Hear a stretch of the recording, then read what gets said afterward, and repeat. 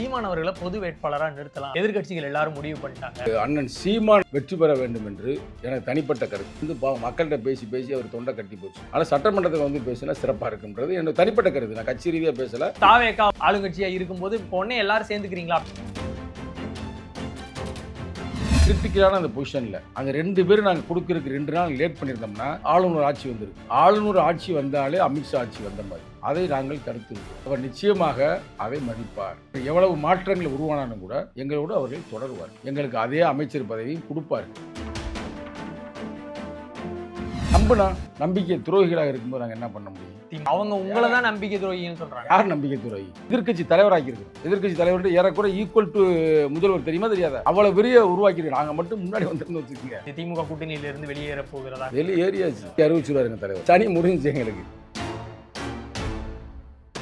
இடைத்தேர்தலில் வந்து யார் வந்தா வெற்றி பெறுவாருங்க? புதுசா சொல்றீங்க. இல்ல அது ஆளுங்கட்சியா இருக்கிறதுனால சொல்றீங்களா? இல்ல இன்னைக்கு மக்கள் ஆதரவு? இடைத்தேர்தலுக்கு முன்னாடி நடந்த வரலாறு கூட எடுத்து பாருங்க. அதிமுக திமுக எப்பமா பாருங்க. இடைத்தேர்தல் வந்து ஆளுங்கட்சி தான் வெற்றி. அது இவருக்கு சொல்லவா வேணும்?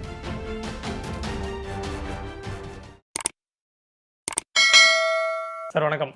வணக்கம். இடைத்தேர்தல் வரப்போது இடைத்தேர்தல் தொடர்பாக வந்து சீமான் அவர்களை பொது வேட்பாளராக நிறுத்தலாம் அப்படின்னு எதிர்க்கட்சிகள் எல்லாரும் முடிவு பண்ணிட்டாங்க. அம்பாசமுத்திரத்தில் நிறுத்திடலாம், அந்த தொகுதியை வந்து கன்ஃபார்மாக கைப்பற்றணும் அப்படின்னு. தாவேக்கா ஆளுங்கட்சியாக இருக்குது. அது மட்டும் இல்லாமல் பவர்ஃபுல்லாகவும் இருக்கிறாங்க. 108 சீட் வின் பண்ணிட்டாங்க. இப்போது இன்னுமே வந்து எதிர்க்கட்சிகள்லாம் சேர்ந்து பொது வேட்பாளர் நிறுத்தலைன்னா மீண்டும் அவர் எல்லா தொகுதியிலையும் ஜெயிச்சுட்டு போயிடுவாருங்கிற கட்டத்துக்கு அதனால இந்த ஒரு மூவ் வந்து பண்ணுறாங்க அப்படின்னு சொல்கிறாங்க. ஆனால் நாம் தமிழர் கட்சி சைட்லேருந்து இன்னும் அஃபிஷியலாக எதுவுமே சொல்லலை. இப்படி ஒரு விஷயம் நடந்தால் ஒரு பொது வேட்பாளராக சீமான் அவர்களை நிறுத்தினால் அது எப்படி இருக்கும்? நீங்கள் எப்படி பார்க்குறீங்க? அது அதாவது அண்ணன் சீமான் அவர்கள் வெற்றி பெற வேண்டும் என்று எனக்கு தனிப்பட்ட கருத்து. சரிங்களா? அவர் வந்து மக்கள்கிட்ட பேசி பேசி அவர் தொண்டை கட்டி போச்சு. ஆனால் சட்டமன்றத்தில் வந்து பேசினா சிறப்பாக இருக்குன்றது என்னோட தனிப்பட்ட கருத்து. நான் கட்சி ரீதியாக பேசலை, தனிப்பட்ட கருத்து. அதனால் அண்ணன் வந்து நின்றாருன்னா நிச்சயமாக அவர் வெற்றி பெற வேண்டும் என்று நான் விரும்புவேன். ஆனால் இப்போ திமுக அதிமுக எல்லாரும் சேர்ந்து பொது வேட்பாளராக நிறுத்துறது வந்து ஒரு ஜனநாயகத்தில் இத்தனை நாள் சண்டை போட்டுட்டு இருந்த கட்சிகள் அப்படி நிறுத்தலாமாங்கிற ஒரு விமர்சனம் வருது இல்லை? இப்போ தாவேகா வந்து ஒரு ஆளுங்கட்சியா இருக்கும்போது அப்போ உடனே எல்லாரும் சேர்ந்துக்கிறீங்களா அப்படிங்கிற மாதிரியான ஒரு தாட் வராதா? தாவேகா நல்ல அரசாங்கம் நடந்த பிறகு வந்து கேளுங்க. இது பூரா நீ ஒரு குத்து மதிப்பில் ஏன்னா வந்து இவர் அண்ணன் சீமான் சொன்னாரா? அதே மாதிரி திமுக அதிமுக சேர போறாங்கிறதும் அந்த மாதிரி வந்த தகவல் தானே. அதுக்கு திமுக அதிமுக சேர போறாங்கன்னே பேட்டி கொடுத்தாங்க. திமுக அதிமுக பேட்டி கொடுக்கல. அது யார் யார் கொடுத்தாங்கன்னா அப்ப நீங்க போட்டு பாருங்க. மட்டும் நீங்க யாரா கொடுத்தாங்களான்னு கேக்குறீங்க. அதிமுக திமுக சேர போகுது அப்படின்னு பேட்டி கொடுத்தாங்களா கொடுக்கலையா? அப்ப உங்களுக்கு அரசியல் யாரும் தெரியல. சிவி சண்முகம் எதுவுமே பேசல. ஏங்க ஓப்பனாக தாங்க பேசினாரு. 2 பேரும் சேருக்கான எல்லா வேலையும் நடைபெற்று கொண்டிருந்தேன்னு. அப்புறம் எங்க தலைவர் கூட தாங்க பேசினாரு. இப்ப நான் என்ன கேட்கிறேன்னா, இப்ப நீங்க இந்த கேள்வியில அண்ணன் சீமான் பொது வேட்பாளராக நிற்கிறாரா? தலைவர் பேசுனதை வச்சே நான் சொல்றேன். உங்க நல்ல கேளுங்க. புதிய பேட்டியில என்ன சொன்னாரு? கூட்டணி கட்சி தலைவர்கள் எல்லாரும் இருந்து ஒரு பேட்டி கொடுத்தாங்களே, அதுல என்ன சொன்னாங்க? இப்பெல்லாம் பேசிக்கிறாங்கன்னு தான் சொன்னாங்க. வாங்க நம்ம எல்லாரும் சேர்ந்து ஆட்சி அமைப்போம், நீங்க எங்களுக்கு ஆதரவு கொடுங்க, நாங்க அதிமுக எல்லாரும் சேர்ந்து ஆதரவு அமைப்போம் அப்படின்லாம் வந்து சொல்லலன்னு தான் சொல்றாரு. சொன்னாங்கன்னு தலைவர் சொன்னாரா? உங்க தலைவர் சொல்றாங்க அப்படி சொன்னாங்க அப்படின்னு தலைவர் சொன்னாரா சொல்லலையா? அப்படின்னு கட்சியில ஒழுங்கா பேசிக்கிறாங்க. நீங்க ஒழுங்கா கவனிக்கல. திருப்பி போட்டு பாருங்க.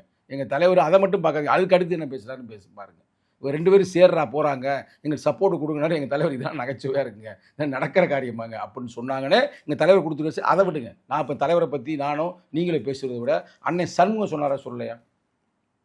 கம்யூனிஸ்ட் கட்சி தலைவர், போராளி, மக்கள் போராளி அண்ணன் சண்முகம் தோழர் பேசினாரா பேசலையா? முதல்ல வந்து சரி, இந்திய கம்யூனிஸ்ட் கட்சி தலைவர் பேசினாரா பேசலையா? அதுக்கப்புறம் நேரடியா அது மாதிரி சீமான் அவர்கள் தனித்து தான் தனி வேட்பாளராக எல்லாருக்கும் சேர்ந்து நிற்க போறாருன்னு வந்தால் சொல்லுங்க, பேசுவோம். ஆனா அவரை நான் வெற்றி பெற வேண்டும் என்று விரும்புகிறேன். அவர் சட்டமன்றத்துக்கு போகணும்னு நான் ரொம்ப விரும்புறேங்க தனிப்பட்ட முறையில்.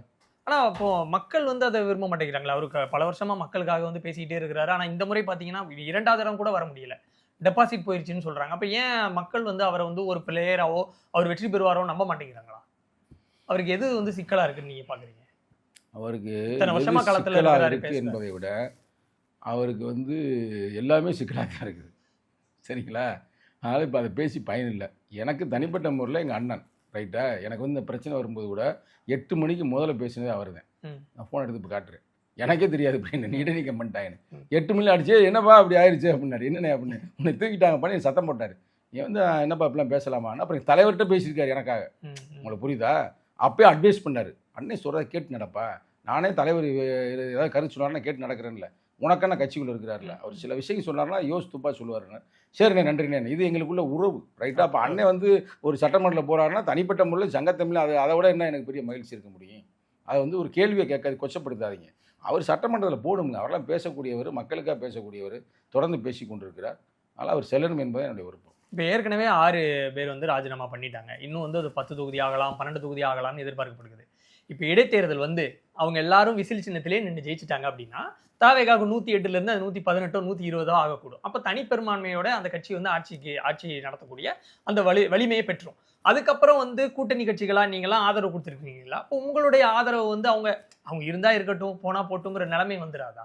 இப்போ நீங்கெல்லாம் வந்து பாஜக ஆட்சி வந்துடக்கூடாது, பின்வாசல் வழியாக பாஜகவுடைய ஆட்சியாக அது இருந்துரும், அந்த ரூல் வந்து மாறிடக்கூடாது, இன்னொரு எமர்ஜென்சி மாதிரியான நிலை வந்துடக்கூடாது, இல்லைன்னா பிரசிடென்ட் ரூல் வந்துடக்கூடாதுங்கிறதுக்காக தான் நீங்க ஆதரவு தெரிவிச்சீங்க. இப்போ உங்களுடைய ஆதரவு போதும்னு நிறுத்தாம அவங்க தங்களுடைய தனி ஸ்ட்ரென்த்தையே வந்து ஸ்ட்ராங் பண்ணிக்கணுங்கிறதுக்காக 120 வரணுங்கிறதுக்காக வேலையிலே அவங்க இருக்கிறாங்களா?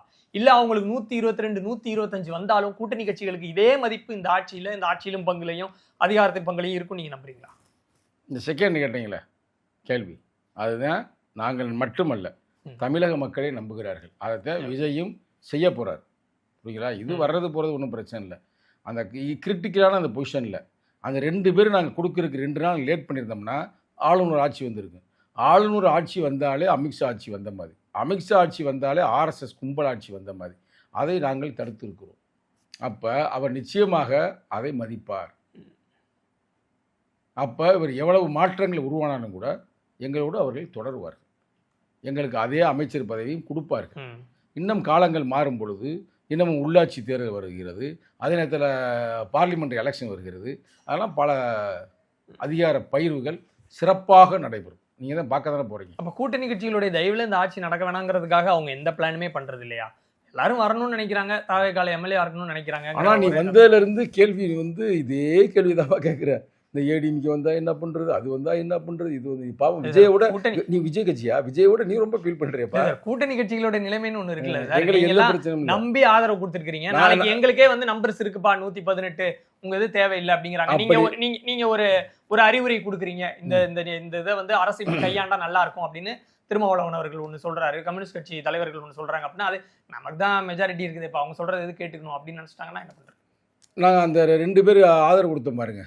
சரி நம்ம பார்த்துக்குறோம்ப்பா, ஒரு 2 நாள் லேட் பண்ணுவோம்ப்பா, நமக்கு வேறு சில வேலைகள் இருப்பேன். நாங்கள் இருந்திருந்தா உங்களை கேட்குறேன் நான் என்ன இருக்கு. இப்போ நான் ஒன்று பேசியிருக்கேன், தூக்கிடுவேன். அழகா வந்து ஆளுநர் ஆட்சி தூக்கி உள்ளே கொண்டு போய் போட்டுருவேன். ஏன்னா பேசிட்டா இருக்கிறீங்க வளன்னு தேவையில்லாமன்னு. அப்போ வந்து நடக்கலையில. அப்போ அந்த எத்திக்ஸ் வந்து நிச்சயம் அவருக்கு தெரியும், விஜய்க்கு தெரியும். விஜய் உறுதியாக நம்புறீங்க? உறுதியாக நம்புறதுனால இப்போ நாங்கள் ஆதரவு கொடுக்க போகிறோம், கொடுத்துக்கிட்டு இருக்கிறோம். இன்னும் நேற்றைய செய்திகள்லாம் வந்துருச்சு, திமுக கூட்டணியிலிருந்து வெளியேற போகிறதாக தகவல் விடுதலை வெளியேறியா வரல.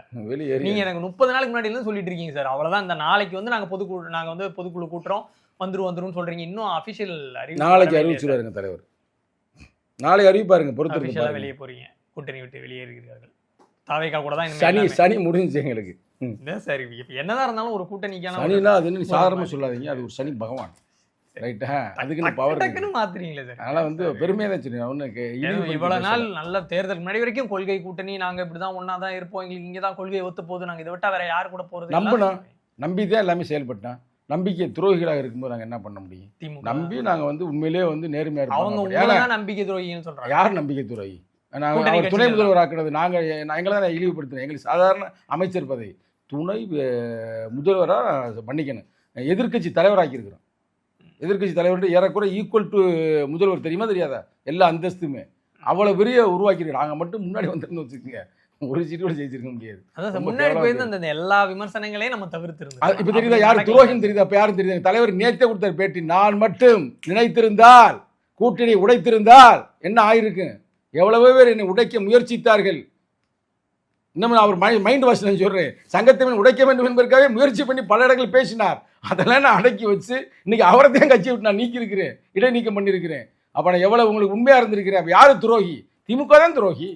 இடைத்தேர்தல் எத்தனை தொகுதிக்கு நடந்தாலும் எல்லா தொகுதிகளையும் தாவேகா வெற்றி பெறும்னு நினைக்கிறீங்களா? வெற்றி பெற்றுதாங்க. இதில் என்ன இடைத்தேர்தலில் வந்து யார் வந்தாலும் வெற்றி பெறுவாருங்க, ஏதாவது புதுசாக சொல்கிறீங்க? இல்லை அது ஆளுங்கட்சியாக இருக்கிறதுனால சொல்கிறீங்களா, இல்லை இன்னைக்கு மக்கள் ஆதரவு? இடைத்தேர்தலுக்கு முன்னாடி நடந்த வரலாறு கூட எடுத்து பாருங்க. ஆளுங்கட்சி அதிமுக திமுக எப்பவுமே பாருங்க, இடைத்தேர்தல் வந்து ஆளுங்கட்சி தான் வெற்றி பெறும். அது இவருக்கு சொல்லவா வேணும்? ஆதரவு வேற பெரிய பயங்கரமாக இருக்குது. நன்றி சார். நன்றி, வணக்கம்.